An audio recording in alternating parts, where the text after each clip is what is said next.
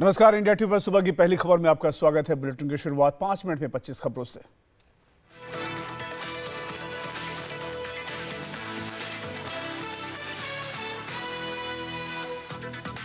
India TV के खुफिया कैमरे में कैद गाय के कातिल ऑपरेशन गोहत्या में गोमांस के अवैध कारोबार करने वालों का हुआ खुलासा। स्टिंग में बेपर्दा हुए लीगल स्लॉटर हाउस के मालिक भैंस के मीट के बीच गोमांस कंटेनर में छिपाकर विदेश भेजने का खुलासा। इंडिया टीवी के अंडरकवर रिपोर्टर ने हापुड़ के मीट व्यापारी वकील कुरैशी से बात की। कुरैशी ने कहा, काऊ का माल लेते थक जाओगे। रिपोर्टर के बयान याद दिलाने के बावजूद कानून का कोई खौफ नहीं। मेरठ में भी गोमांस के अवैध कारोबार का हुआ खुलासा। अल हिंद एक्सपोर्ट कंपनी के मालिक लियाकत अली का गोरख धंधा हुआ बेनकाब। कानून से बेखौफ होकर गोमांस एक्सपोर्ट करने को हुआ तैयार। इंडिया टीवी के ऑपरेशन गोहत्या से हड़कंप। डिप्टी सीएम केशव मौर्य ने कहा, जांच के बाद होगी कार्रवाई। कोई शिकायत आएगी, जांच कराएंगे, कार्रवाई करेंगे। इंडिया टीवी पर ऑपरेशन गोहत्या देख एक्शन में योगी सरकार। मंत्री सिद्धार्थनाथ सिंह ने कहा, सरकार ऐसे लोगों को किसी कीमत पर नहीं बख्शेगी। रीता बहुगुणा ने कहा, कानून तोड़ने वालों पर होगी कार्रवाई। दिल्ली चुनाव आयोग ने आम आदमी पार्टी को दिया दो टूक जवाब। कहा, हार का ठिकरा ईवीएम पर न फोड़े। ईवीएम मशीन से छेड़छाड़ के आरोपों को खारिज किया। एमसीडी चुनाव में नॉमिनेशन के लिए आज आखिरी दिन। नॉमिनेशन प्रक्रिया के लिए 3 घंटे का वक्त बढ़ाया गया। शाम 6 बजे हो सकेगा नॉमिनेशन।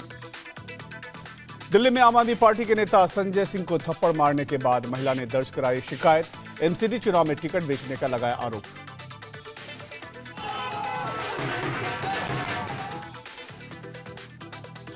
मुलायम की बहू अपर्णा ने कहा, ईवीएम में गड़बड़ी की वजह से नहीं हुई हार, अपने जिम्मेदार। और उसमें गड़बड़ी होने के कारण मैं नहीं हारी। अपनों के दिलों में जो खटास थी वो मेरी हार का मुख्य कारण थी। पूर्व सीएम अखिलेश यादव के खिलाफ बगावत शुरू। प्रदेश कार्यकारिणी के सदस्य सुधीर सिंह ने लिखी चिट्ठी। कहा, जिस दिन मुलायम को अध्यक्ष पद से हटाया गया उसी दिन से पतन की शुरुआत। योगी कैबिनेट की पहली बैठक कल लखनऊ में। किसानों की कर्ज माफी पर सरकार ले सकती है बड़ा फैसला। पीएम मोदी ने चुनाव के दौरान किया था वादा। एशिया की सबसे लंबी चेनारी नाशरी सुरंग आज से आम लोगों के लिए खुली। रविवार को पीएम मोदी ने किया सुरंग का उद्घाटन। देश को किया समर्पित। कश्मीर के पत्थरबाज नौजवानों को पीएम मोदी का कड़ा संदेश। कहा, 40 साल में खून के खेल से किसी का भला नहीं हुआ। श्रीनगर के नौहट्टा में आतंकी हमला। सीआरपीएफ के काफिले पर ग्रेनेड से हमला। आतंकी हमले में 1 जवान शहीद, 14 जवान घायल। जवानों के बैरकों में लौटते वक्त हुआ हमला। भगवान कृष्ण के अपमान पर मुश्किल में प्रशांत भूषण। दिल्ली में शिकायत। लखनऊ में केस दर्ज। विवाद बढ़ने पर प्रशांत भूषण ने दी सफाई। कहा, ट्वीट का गलत मतलब निकाला गया। कोलकाता में जादवपुर यूनिवर्सिटी में लगे आजादी के नारे। फाइन आर्ट्स एकेडमी के बाहर हुई नारेबाजी। यूएसडीएफ के छात्रों ने लगाए आजादी के नारे। सीएम योगी की तुलना ट्रंप से की। बिहार के रोहतास में पूर्व विधायक सूर्यदेव सिंह ने एक परिवार पर ताबड़तोड़ फायरिंग की। 2 बच्चों की मौत, 2 बच्चों समेत 3 लोग घायल। जमीनी विवाद में चलाई गोली। सूर्यदेव सिंह गिरफ्तार। ठाणे में फर्जी लेडी डॉक्टर को क्राइम ब्रांच ने किया गिरफ्तार। 7वीं पास महिला फर्जी डिग्री पर चला रही थी नर्सिंग होम। आरोपी महिला और उसके पति के खिलाफ केस दर्ज। यूपी के फतेहपुर में अमोनिया गैस के रिसाव से मचा हड़कंप। 42 मजदूरों को सुरक्षित बाहर निकाला गया। कोल्ड स्टोर से दीवार ढहने से फटी गैस पाइपलाइन। हापुड़ में संदिग्ध परिस्थितियों में घर में ही फटा देसी बम। 1 युवक गंभीर रूप से घायल। हादसे के बाद 4 युवक साथी को लेकर मौके से हुए फरार। गांव वालों पर फायरिंग भी की। इंदौर में शराब की नई दुकानें खोलने का जबरदस्त विरोध। 15 से ज्यादा जगह लोगों ने नहीं खुलने दी दुकानें। रिहायशी इलाकों में शराब की दुकानें खुलने से भारी गुस्सा। कानपुर में देसी शराब की दुकान पर महिलाओं ने की तोड़फोड़। लाठी डंडे लेकर ठेका हटाने पहुंची नाराज महिलाओं ने शराब की बोतलें सड़क पर फेंकी। दुकानें रिहायशी बस्तियों में शिफ्ट करने का विरोध। चीन में आए एवलांच में फंसे 31 लोगों को हेलीकॉप्टर से किया गया एयरलिफ्ट। अल्टाई पहाड़ पर आया था भीषण बर्फीला तूफान। घाटी में बर्फ के अंदर 14 मजदूर 1 दिन तक फंसे रहे। सभी मजदूर गंभीर रूप से घायल। पीवी सिंधु ने जीता इंडियन ओपन खिताब। वर्ल्ड नंबर 1 कैरोलिना को सीधे सेटों में हराया। रियो ओलंपिक में मिली हार का लिया बदला। 7 फेरों के बंधन में बंधी ओलंपिक कांस्य विजेता साक्षी मलिक। रोहतक के गांव बोहर में इंटरनेशनल पहलवान सत्यव्रत कादियान से हुई शादी। भूपेंद्र हुड्डा, सुशील कुमार और योगेश्वर दत्त समेत कई बड़ी हस्तियां पहुंची।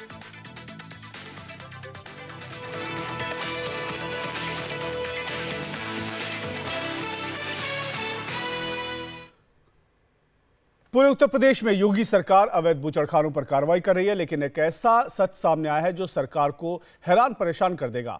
किस तरह से सरकार की आंख में धूल झोंककर गोमांस का कारोबार धड़ल्ले से होता है, कैसे नियम कानून की धज्जियां उड़ाकर गोमांस एक्सपोर्ट किया जाता है। इंडिया टीवी के ऑपरेशन गोहत्या में गायों के कातिल कुछ चेहरों को देखिए जो खुद बता रहे हैं वो कैसे करते हैं गोमांस का काला कारोबार।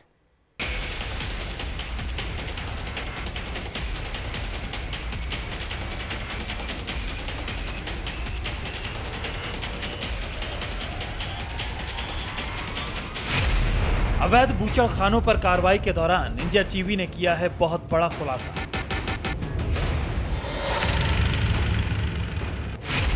ऐसा खुलासा जो आपको हैरान परेशान कर देगा।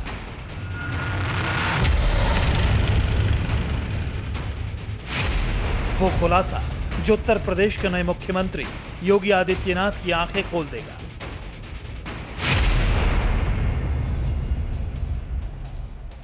उत्तर प्रदेश के स्लॉटर हाउस का सच आएगा सामने, जिनके पास सर्टिफिकेट तो लीगल है लेकिन उनके अंदर होता है बेहद ही संगीन जुर्म गाय को काटने का, जुर्म गौमांस के अवैध कारोबार का।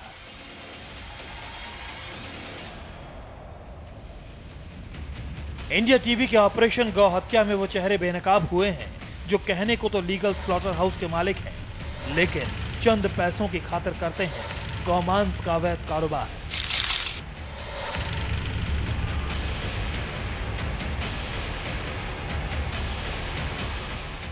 तुम जो है काऊ का माल लेते लेते जाओगे, इतना माल हमारे पास में।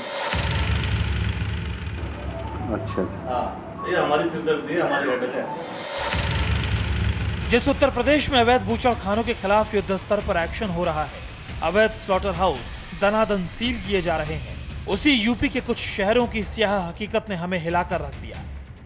फिर चाहे वो उत्तर प्रदेश के हापुड़ में मीट का कारोबार करने वाला वकील कुरैशी और फैजल खान हो, या फिर मेरठ में लीगल लाइसेंस का कारोबार करने वाला लियाकत, सब मिलकर लीगल लाइसेंस पर अवैध कारोबार धड़ल्ले से कर रहे हैं।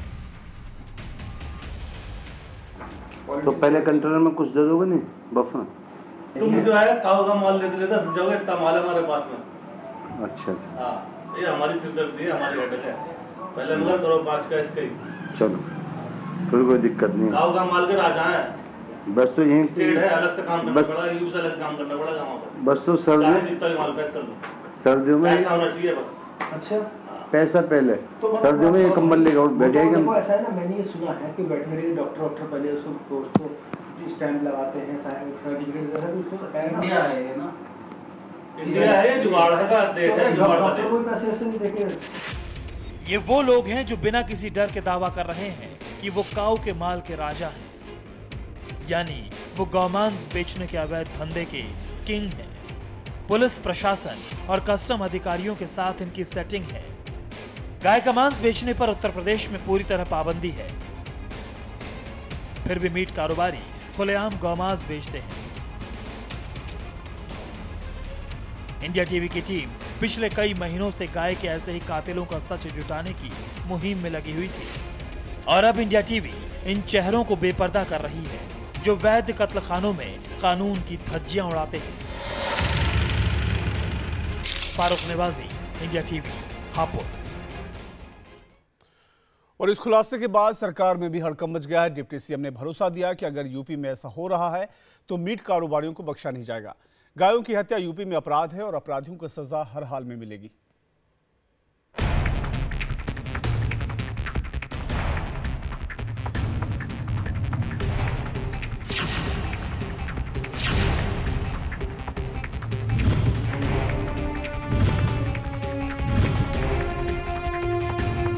तो पहले कंटेनर में कुछ दे दोगे नहीं बफा?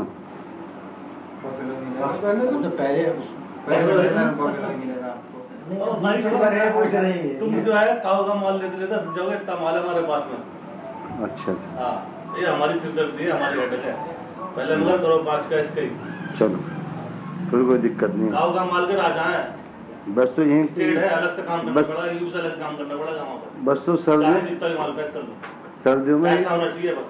अच्छा, पैसा पहले तो सर्दियों में ये कंबल लेकर बैठे हैं देखो ऐसा है ना, मैंने ये सुना है कि वेटरनरी डॉक्टर पहले उसको स्टैंप लगाते हैं सर्टिफिकेट जैसा कुछ तो इंडिया है ना, इंडिया है जुगाड़ है का देश है, जुगाड़ का डॉक्टर देश। कोई पैसे ऐसे नहीं देखे, कोई ये इंडिया है सर। इस खुलासे के बाद उत्तर प्रदेश की सरकार भी हैरान और परेशान है। यूपी में रोज अवैध बूचड़खानों को बंद किया जा रहा है क्योंकि वहां बीफ के नाम पर गौमांस का कारोबार किया जा रहा था।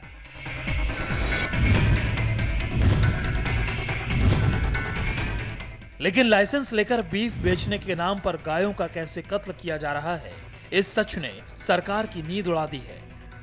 विश्वास रखिए कि गौवंश की हत्या पर उत्तर प्रदेश के अंदर प्रतिबंध लगा हुआ है। जब भाजपा की पहले सरकार थी तब कानून बना है और अब भाजपा की सरकार है, उसका कड़ाई से पालन करें। क्या सरकार कोई जांच कराएगी, इस तरह से कार्रवाई करेगी? अगर इस प्रकार की कोई शिकायत आएगी, जांच कराएंगे, कार्रवाई करेंगे।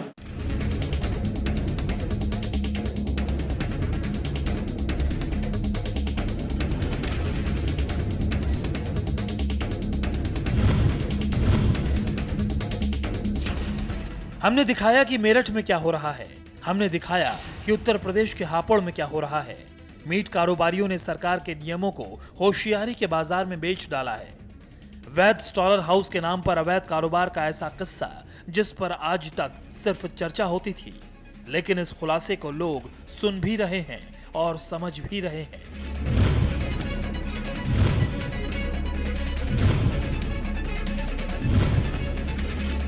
अब इसमें थोड़ा सा ठीक है भाई, मैंने आपको ये हो गया, किया है, लड़का बैठा है, इसमें एक आध टन मिला के भेज देंगे, इसी उसमें पैकेट करके ना ऐसा हो जाएगा। दे देना, ठीक है। बच्चे का और एक अफसर भाई को मेरी बात करा रहे हैं, पीले का काऊ भाई, ठीक है, अफसर भाई से, वो कर लेंगे बाद में, ठीक है। वो गैंग्री अलग अलग बाहर से मतलब यहाँ से लगने उत्तर प्रदेश से। अच्छा उत्तर प्रदेश नहीं, से। वहाँ बैठे वो उसके लिए सेटिंग करनी पड़ेगी उत्तर प्रदेश में भी। अच्छा है जुगाड़। एक दो टन मिला के इसी में भेज देना। ना सरकार को खबर थी, ना कोई झांकने आता था, ना कोई जांच होती थी, लेकिन विदेशों तक सप्लाई हो रही थी। लेकिन अब इस पड़ताल के बाद यूपी सरकार भी हैरान है और अब जांच और कार्रवाई की बात हो रही है। वह चीज़ है जो कानून कहता है कि गाय कट नहीं सकती, तो ऐसी कोई खबर हमारे पास आती है या जानकारी आती है तो ये मान लीजिएगा जो कानून है, कानून अपना काम करेगा। किसी को भी कितने भी दबाव में होगा वह बख्शा नहीं जाएगा। इस पड़ताल के बाद सरकार हैरत में है। क्या बना दिया है यूपी में कानून को मीट कारोबारियों ने मिलकर। उत्तर प्रदेश में गौहत्या जुर्म है, गौमांस का कारोबार गुनाह है, लेकिन उत्तर प्रदेश के लीगल स्लॉटर हाउसेस का ये वो सच है जो कहती है सरकार की आंख में धूल झोंककर गौमांस का कारोबार धड़ल्ले से होता है। नियम कानून की धज्जियां उड़ाकर गौमांस एक्सपोर्ट किया जाता है, बिना किसी डर के, बिना किसी भय के, बिना किसी खौफ के। Farooq Niwazi, India TV, Hapur. आज एमसीडी चुनाव के लिए नामांकन का आखिरी दिन है। उधर एक बार फिर आम आदमी पार्टी और चुनाव आयोग के बीच तलवारें खिंच गई है। दरअसल आयोग ने आपको नसीहत दी है कि पंजाब में हार का ठिकरा ईवीएम पर फोड़ने के बजाय अपनी गलतियां देखे। जवाब में आपने चुनाव आयोग पर सियासी बयानबाजी करने का आरोप जड़ दिया।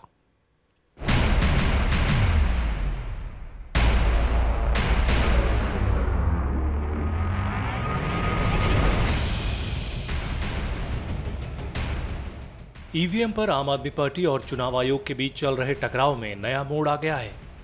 चुनाव आयोग ने आपको जो जवाब दिया उसमें केजरीवाल को सियासत की बू आ रही है। ईवीएम में गड़बड़ी को नकारते हुए चुनाव आयोग ने आम आदमी पार्टी को नसीहत भी दे डाली। अगर आपकी पार्टी चुनाव में उम्मीद के मुताबिक प्रदर्शन नहीं कर पाई तो आपके दल को इस पर आत्ममंथन करना चाहिए। ये कहना ठीक नहीं कि ईवीएम में कथित छेड़छाड़ की वजह से आपके दल का प्रदर्शन चुनाव में खराब रहा है। चुनाव आयोग ईवीएम की मजबूत सुरक्षा को लेकर पूरी तरह संतुष्ट है। आम आदमी पार्टी अगर पंजाब में पड़े वोट के आंकड़ों की जांच कराना चाहती है तो वो राज्य हाईकोर्ट में चुनाव याचिका डालने के लिए स्वतंत्र है। आयोग के जवाब से तिलमिलाई आम आदमी पार्टी ने पलटवार करने में देर नहीं लगाई। ये दुर्भाग्यपूर्ण है कि कार्रवाई करने के बजाय चुनाव आयोग ईवीएम छेड़छाड़ के मुद्दे पर राजनीतिक बयान जारी कर रहा है। भिंड की घटना ने चुनाव आयोग की निष्पक्षता और ईवीएम के इस्तेमाल वाली पूरी चुनावी प्रक्रिया को लेकर करोड़ों भारतीयों को हिला दिया है। दरअसल 11 मार्च के चुनावी नतीजों के बाद से ही ईवीएम से जुड़ा विवाद तूल पकड़ चुका है। केजरीवाल के साथ साथ बीएसपी अध्यक्ष मायावती और समाजवादी पार्टी अध्यक्ष अखिलेश यादव ने भी ईवीएम के जरिए चुनाव में धांधली का आरोप लगाया था और एक बार फिर से बैलेट से वोटिंग कराए जाने की मांग की थी। लेकिन शनिवार को मध्य प्रदेश के भिंड में ईवीएम से जुड़े मॉक ट्रायल ने विवाद को और हवा दे दी। भिंड उपचुनाव के लिए मॉक ट्रायल के दौरान जब मुख्य निर्वाचन अधिकारी सलीना सिंह ने ईवीएम के 2 अलग-अलग बटन दबाए तो दोनों बार वीवीपैट से बीजेपी के चिन्ह वाली पर्ची निकली। इसके बाद इस मुद्दे पर केजरीवाल ने दिल्ली में चुनाव आयोग से मिलकर बैलेट पेपर से वोटिंग की मांग की, साथ ही ईवीएम मशीन को लोकतंत्र का दुश्मन करार दिया। पूरे के पूरे जनतंत्र के ऊपर एक बहुत बड़ा प्रश्न चिन्ह लग रहा है और पिछले कुछ दिनों के अंदर तो इतनी सारी घटनाएं घटी हैं कि ये ईवीएम की मशीनें जो हैं ये पूरे हमारा अब ऐसे हो जाएगा कि कोई भी वोट डाले, कोई किसी को भी वोट डाले, बीजेपी वाले जीतेंगे, बीजेपी वालों की सरकार बनेगी। कमल का ही फूल कीचड़ में से कमल का ही फूल निकलेगा ईवीएम के कीचड़ में से। इससे पहले भी चुनाव आयोग और अरविंद केजरीवाल के बीच कई मुद्दों पर भिड़ंत हो चुकी है। केजरीवाल के पैसे लेकर वोट डालने वाले बयान पर आयोग का एफआईआर कराना हो या फिर एमसीडी चुनाव से पहले दिल्ली में मोहल्ला क्लिनिक्स पर से पार्टी का नाम हटाना, केजरीवाल सीधे चुनाव आयोग से टकराव मोल लेते रहे हैं। लिहाजा आयोग की ताजा नसीहत के बाद इस जंग के और तेज होने के पूरे आसार बन रहे हैं। बड़ी खबर मुंबई से, जहां एक होंडा मोबिलियो कार हादसे का शिकार हुई है। तेज रफ्तार कार लाला कॉलेज के पास डिवाइडर से टकराई। टक्कर के बाद कार पलट गई। हादसे में 4 लोग जख्मी हुए, जिन्हें इलाज के लिए नायर अस्पताल में भर्ती कराया गया। हादसे के दौरान गाड़ी की रफ्तार इतनी तेज थी कि वो लाला कॉलेज डिवाइडर के पास बेकाबू हो गई। गाड़ी डिवाइडर से टकराते हुए फुटपाथ पर चढ़ गई। लाला कॉलेज सिग्नल है, सिग्नल के बाजू में आते हैं, उसके ऊपर से ड्राइवर का कंट्रोल खोने के बाद उस डिवाइडर से वो स्किड होके बाजू को जो फुटपाथ रहता है ना, उसके ऊपर वो ठोकर गई और उसकी वजह से वो डैमेज हो गई, पूरा कार का डैमेज हो गया है। 4 पीपल सवार थे उसमें, सब लोगों को नायर अस्पताल में ट्रीटमेंट इलाज। कहाँ से आ रही थी और कहाँ जा रही थी? लोटस जंक्शन से हाजी अली की तरफ जा रहे थे, लेकिन आगे किधर जा रहे थे वो मालूम। वक्त एक ब्रेक का, ब्रेक के बाद देखिए न्यूज़ 100।